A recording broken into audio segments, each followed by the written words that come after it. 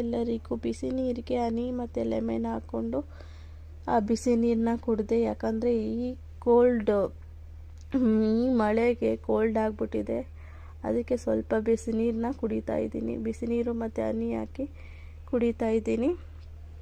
ಇವತ್ತು ಬೆಳಗ್ಗೆ ನಾಷ್ಟಕ್ಕೆ ಪುಳಿಯೋಗರೆ ಮಾಡಿಕೊಂಡು ಮಧ್ಯಾಹ್ನಕ್ಕೆ ಏನಾದರೂ ಡಿಫ್ರೆಂಟಾಗಿ ಏನಾದರೂ ಟ್ರೈ ಮಾಡೋಣ.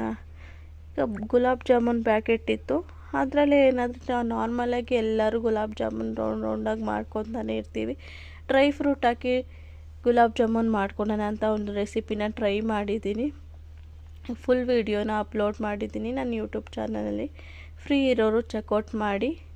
ಈ ವಿಡಿಯೋ ಇಷ್ಟ ಆಗಿದರೆ ಲೈಕ್ ಮಾಡಿ, ಶೇರ್ ಮಾಡಿ, ನನ್ನ ಚಾನೆಲ್ನ ಸಬ್ಸ್ಕ್ರೈಬ್ ಮಾಡಿ. ಬಾಯ್.